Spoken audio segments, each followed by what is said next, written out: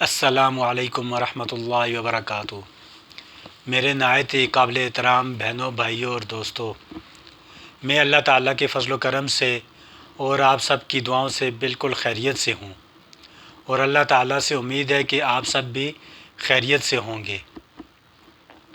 میری اللہ تعالیٰ سے دعا ہے کہ اللہ تعالیٰ میرے جتنے بھی سننے والے اور میرے جتنے بہن بھائی دوست بزرگ مجھے دیکھ رہے ہیں اور سن رہے ہیں، اللہ تعالیٰ ان سب کی جتنی بھی پریشانیاں تکالیف ہیں، اللہ تعالیٰ محض اپنے فضل و کرم سے ان کو دور فرمائے، اور جتنے بھی میرے بہن بھائی بزرگ بیمار ہیں، اللہ تعالیٰ ان کو شفائے کاملہ عاجلہ مستمرہ عطا فرمائے، اور جو میرے بہن بھائی بزرگ دوست قرض میں مبتلا ہیں، اللہ تعالیٰ ان کے قرضوں کی ادائیگی کا غیب کے خزانوں میں سے بندوبست فرمائے، اور تمام بہن بھائیوں کو کی اولاد کو اللہ تعالیٰ نیک اور صالح بنائے، اور جن کی اولاد نہیں ہے اللہ تعالیٰ ان کو نیک اور صالح اولاد عطا فرمائے، آمین ثم آمین۔ میرے بہنوں بھائیوں اور دوستوں، ہمیں چاہیے کہ ہم ہر وقت اللہ تعالیٰ سے توبہ استغفار کرتے رہیں، اور اپنے گناہوں کو صغیرہ ہوں یا کبیرہ ان کو یاد کر کے استغفار کرتے رہیں، اور بکثرت استغفار کا ورد ہماری زبان پر ہونا چاہیے۔ کم از کم 100 مرتبہ صبح اور 100 مرتبہ شام کو ایک ایک تسبیح استغفار کی کرنی چاہیے۔ تو میرے بہنوں بھائیوں، آج میں ایک واقعہ آپ کو سنانا چاہتا ہوں، جو کہ حضرت عبداللہ بن اسد رحمۃ اللہ علیہ نے اپنی ایک کتاب میں نقل کیا ہے۔ واقعہ کچھ اس طرح ہے کہ ایک نوجوان تھا، اس کے بدن سے ہر وقت مشک اور عنبر کی خوشبو مہکتی رہتی تھی۔ وہ جہاں سے بھی گزرتا تو لوگ اس پر رشک کرتے تھے۔ ایک اس کے جاننے والے نے اس سے پوچھا کہ آپ اتنی مہنگی خوشبو لگائے رکھتے ہیں اور آپ اس خوشبو پر کتنے پیسے خرچ کرتے ہیں کہ ہر وقت آپ کے بدن سے خوشبو آتی رہتی ہے؟ تو اس نوجوان نے ان سے کہا کہ میں نہ تو کوئی خوشبو لگاتا ہوں اور نہ میں نے آج تک کوئی خوشبو خریدی ہے۔ تو اس پوچھنے والے نے اس نوجوان سے کہا کہ پھر آپ کے بدن سے یہ خوشبو کس طرح آتی ہے؟ تو نوجوان نے کہا کہ یہ ایک راز ہے جو کہ میں بتا نہیں سکتا۔ تو اس پوچھنے والے نے اس نوجوان کو مجبور کیا کہ آپ مجھے یہ راز بتا دیں، شاید ہمیں بھی اس سے فائدہ ہو۔ تو اس نوجوان نے واقعہ اپنا بیان کرنا شروع کیا کہ میرے والد صاحب ایک تاجر تھے اور وہ گھریلو سامان وغیرہ فروخت کرتے تھے۔ میں بھی ان کے ساتھ دکان پہ جا کر بیٹھ جایا کرتا تھا۔ ایک دن ایک بوڑھی عورت آئی اور اس نے کچھ سامان خریدا، اور میرے والد صاحب سے اس نے کہا کہ آپ اپنے اس بیٹے کو میرے ساتھ بھیج دیں تاکہ یہ میرے گھر تک سامان بھی لے جائے اور میں واپسی پہ اس سامان کی قیمت بھی اس کو دے دوں۔ چنانچہ میرے والد صاحب نے مجھے اس عورت کے ساتھ بھیج دیا۔ تو میں جب اس عورت کے ساتھ اس کے گھر پہنچا، نہایت ہی ایک عالیشان گھر تھا، محل نما، کہ وہ نوجوان کہتا ہے کہ جب میں اس کے اندر داخل ہوا تو ایک خوبصورت مسہری پر ایک بہت ہی حسین اور خوبصورت لڑکی بیٹھی ہوئی تھی۔ میری اچانک اس پر نظر پڑی، اس لڑکی نے بھی مجھے دیکھا تو وہ ایک دم میری طرف لپکی۔ تو میں نے اپنے آپ کو بچانے کے لیے اللہ تعالیٰ نے میرے دل میں یہ بات ڈالی، اور میں نے اس کو کہا کہ تھوڑی دیر صبر کرو، مجھے قضائے حاجت کے لیے بیت الخلاء جانا ہے۔ چنانچہ اس لڑکی نے اپنے جتنے بھی خدام تھے، ملازم تھے، ان کو کہا کہ بیت الخلاء کو اچھی طرح صاف ستھرا کر لو۔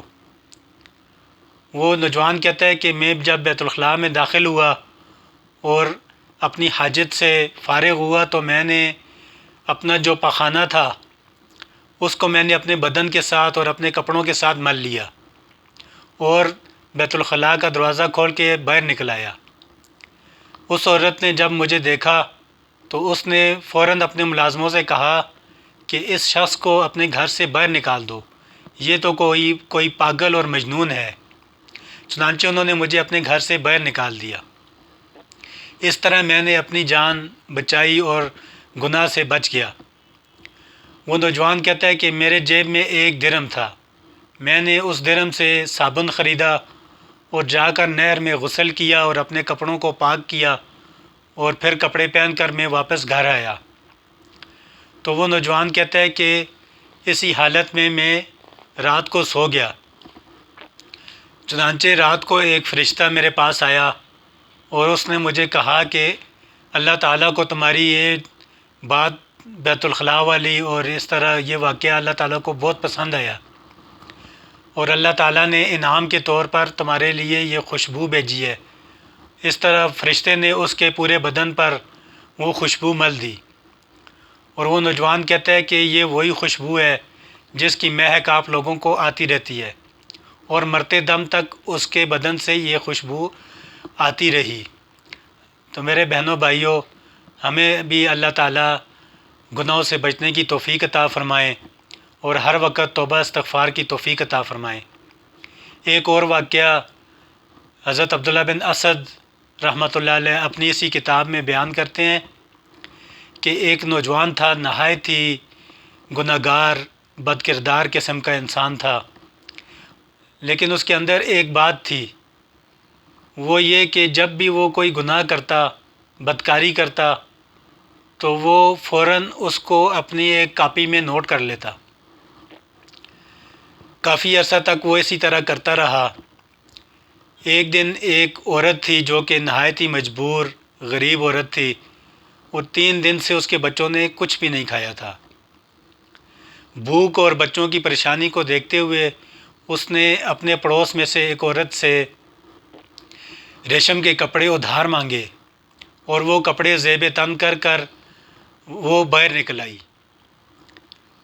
تو بازار میں جب اس نوجوان کی نظر اس عورت پر پڑی تو اس نوجوان نے اس کو اپنی طرف بلایا، تو وہ عورت یہ سمجھ کر کہ شاید یہ میری کوئی مدد کرے گا تو اس کے پاس چلی گئی، لیکن اس نوجوان نے اس کو بدفعلی کی طرف دعوت دی تو وہ عورت رونے لگی، اور اس نے کہا کہ میں کوئی بدکار یا فاحشہ عورت نہیں ہوں، میں مجبوری کے تحت کہ میرے بچوں نے 3 دن سے کھانا نہیں کھایا، میں ان کی پریشانی کی وجہ سے یہ کپڑے مستعار لے کر ادھار لے کر پہن کر باہر نکلی ہوں کہ شاید میری کوئی مدد کر دے۔ تو میں تمہارے پاس بھی اسی نیت سے آئی تھی کہ شاید تم میری مدد کرو گے، میں نیکی کی نیت سے تمہارے پاس آئی تھی۔ تو اس نوجوان کو اس عورت پر بہت ترس آیا، رحم آیا، تو اس نوجوان نے اس کو چھوڑ دیا اور اس کو کچھ روپے پیسے وغیرہ دے دیے اور رونے لگا، اور گھر میں آ کر اپنی والدہ سے یہ واقعہ بیان کیا۔ چونکہ والدہ اس کو گناہوں کے کاموں سے روکتی رہتی تھیں، تو والدہ نے اس کو کہا کہ اس واقعہ کو بھی اپنی کاپی میں نوٹ کر لو۔ اس نوجوان نے ماں سے کہا کہ میری کاپی تو بھر چکی ہے، اس میں بالکل جگہ نہیں ہے۔ تو ماں نے اس کو کہا کہ حاشیہ میں کسی کونے میں اس کو لکھ دو۔ چنانچہ اس نوجوان نے اس واقعہ کو اپنی کاپی کے حاشیہ میں تحریر کر دیا، اور وہ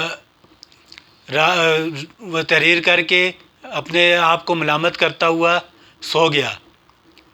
جب وہ نیند میں گہری نیند میں پہنچ گیا تو اس نے جب وہ نیند سے بیدار ہوا تو اس نے کاپی کو دیکھا، تو کاپی میں جتنے بھی اس نے گناہ وغیرہ اپنے پہلے گناہ وغیرہ تحریر کیے ہوئے تھے وہ سب مٹ چکے تھے، اور کاپی بالکل صاف ستھری تھی، صرف وہی تحریر اس میں لکھی ہوئی تھی جو کہ اس کے ساتھ وہ واقعہ پیش آیا تھا، وہ حاشیہ اس کاپی میں لکھا ہوا تھا، اور اس کے ساتھ ایک کونے میں یہ آیت لکھی ہوئی تھی، بسم اللہ الرحمن الرحیم ان الحسنات یذہبن السیئات۔ اس آیت کا ترجمہ یہ ہے کہ بے شک نیکیاں برائیوں کو مٹا دیتی ہیں۔ چنانچہ اس شخص نے اپنی زندگی جو ہے اس کو توبہ استغفار کر کے اپنی زندگی کو وہ راہ راست پر لے آیا، اور مرتے دم تک وہ اسی طرح نیک کام کرتا رہا اور برائی سے اس نے توبہ کر لی۔ تو میرے بہنوں بھائیوں، ہمیں بھی چاہیے کہ ہم بھی اللہ تعالیٰ سے ہر وقت استغفار اور توبہ کرتے رہیں اور اللہ تعالیٰ سے اپنے گناہوں کی مغفرت مانگتے رہیں، کیونکہ اللہ تعالیٰ بہت رحیم اور کریم ہے۔ ہمیں بھی چاہیے کہ ہم ہر وقت استغفار کی تسبیح کرتے رہیں۔ تو میرے بہنوں بھائیوں، اللہ تعالیٰ سے دعا ہے کہ جو واقعات میں نے آپ کو سنائے ہیں، اللہ تعالیٰ مجھے بھی ان پر عمل کرنے کی توفیق عطا فرمائے اور آپ سب کو بھی اس پر عمل کرنے کی توفیق عطا فرمائے۔ آمین ثم آمین۔ والسلام۔ آپ کا بھائی عبد الوحید۔